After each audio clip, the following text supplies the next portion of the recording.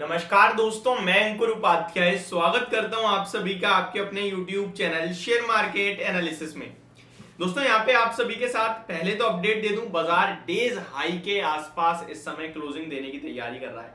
3:22 का समय हो रहा है और निफ्टी 18,200 के भी ऊपर निकल गई है डेज हाई पे। और ये कन्विक्शन आपको अभी नहीं, सुबह दिया था मैंने 10:30 जब निफ्टी 18,080 पे थी, वहां से 130 पॉइंट ऊपर है। तब आपसे कहा था कि बाजार में नेगेटिविटी का कोई मतलब बनता ही नहीं है। कल जो गिरावट थी एक्सपायरी रिलेटेड थी, 2 दिन पहले जो गिरावट हुई वो आपके लिए डाउ का एडजस्टमेंट था। कल डाउ ऊपर आया है, हम लोग नीचे कैसे जा सकते हैं? तो ये रिकवर होना है और रिकवर हुआ। अब हमारे लिए नेक्स्ट हर्डल और टारगेट है जो है 18,300। ये जैसे ही निकलेगा ना, कॉल ऑप्शन में खरीदारी करनी है, ट्रेडिंग का व्यू बनेगा और प्रॉपर टारगेट आएंगे। इसके बारे में मैंने अभी आपके साथ शेयर कर दिया। अभी हर्डल है, अब 18,300 निकलेगा तभी फ्रेश तेजी लेनी है, उससे पहले नहीं लेनी है। अब आते हैं आज की ये जो तेजी आई है ना, इसके बड़े कारण क्या है? इसके बड़े कारण है दो। पहला है आईटी स्टॉक और दूसरे हैं अदानी स्टॉक। अभी मैं आप सभी के साथ बात करूंगा अदानी स्टॉक्स पे। ये क्या शानदार मूव आया है यार, मतलब एक्सेप्शनल। सबसे पहले जो सुनवाई होनी थी 12 तारीख को अदानी हिंडनबर्ग के मामले पे सुप्रीम कोर्ट, वो टल गई, आगे के लिए पोस्टपोन हो गई। फिर फैसला आया कि 14 अगस्त तक का सेबी को समय दिया गया है और फिर भी कोई पॉजिटिव रिएक्शन नहीं आया अदानी ग्रुप पे। आज सुप्रीम कोर्ट की जो 6 मेंबर्स की कमेटी है, उन्होंने कुछ बड़ी बड़ी स्टेटमेंट दी, अनाउंसमेंट दी, जिसके बाद क्या तूफानी तेजी आई है अदानी ग्रुप में। हालांकि मैं पर्टिकुलर जैसे ही खबर आई थी डिटेल शेयर कर चुका हूं, एक बार रिपीट कर रहा हूं क्योंकि इतना बड़ा मूव एक्सपेक्टेड ही नहीं था। अदानी विलमार एक समय तो ऐसा था 9% भागा हुआ था, अभी भी कोई ऐसा नहीं है, बड़ी करेक्शन है, 7% ऊपर है।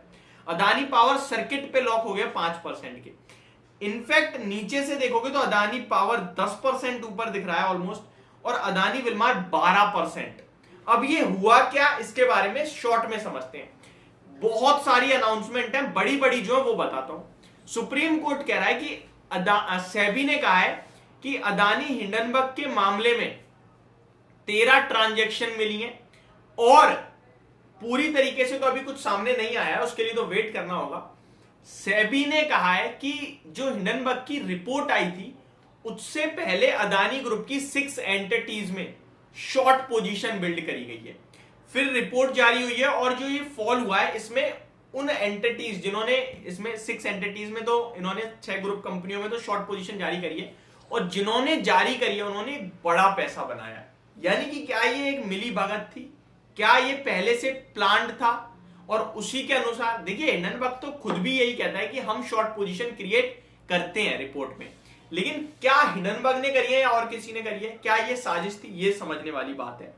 एंड ये सारी चीजों के बाद अदानी ग्रुप की तरफ से एक पॉजिटिव रिएक्शन आ रहा है। प्लस इनमें रिपोर्ट के बाद बड़े उतार चढ़ाव तो देखे ही देखे हम सभी ने, वो तो सबको ही पता है, वॉलेटाइल हो गए थे। लेकिन रिपोर्ट आने से पहले भी इनमें कुछ सस्पिशियस एक्टिविटी हुई है, ये कुछ एलिगेशंस सेबी की तरफ से आए हैं और यही इन स्टॉक्स में तेजी का कारण बने। अब ये बाजार क्यों पॉजिटिव ले रहा है हमें आपको नहीं पता है। या तो बाजार ये समझ रहा है कि अदानी ग्रुप कह रहा था कि भैया हम मतलब मासूम है, हमें ऐसा, हम पे एलिगेशन है, वो लिटरली राइट है, पहले ही कुछ सस्पिशियस एक्टिविटी करी गई और उसके बाद ये सब किया गया है। अगर अदानी ग्रुप के फेवर में नहीं होती ये चीजें तो फिर अदानी ग्रुप के स्टॉक्स भागते नहीं, और भागना छोड़ो इतनी बड़ी तेजी नहीं बनती। अब ये क्या आज एक वनडे वंडर था? क्या ये गलत तरीके से बाजार ले गया? ये सब तो हमें अगले कुछ दिनों में पता चल ही जाएगा। लेकिन आज की खबर यही थी, मैं इसको पॉजिटिव या नेगेटिव नहीं मान रहा हूं, रिएक्शन आया है बस। वो रिएक्शन क्यों आया ये मैं बता रहा हूं कि ये चीज रहती है। अब इन चीजों को बाजार ले रहा है पॉजिटिव। अब ये क्या एक दिन के लिए ले रहा है या बाजार को गलत फहमी हो रही है, बाजार 1-2 दिन में फिर रिएक्ट नॉर्मल होगा, ये पता नहीं। लेकिन जो हुआ है वो बहुत तगड़ा हुआ है। पावर 5% ऊपर, विलमार 7.5% अभी तो ऊपर है। 370-63 वाला सीधे 420 रुपए हो गया, सॉरी 410 तक का हाई लग गया है।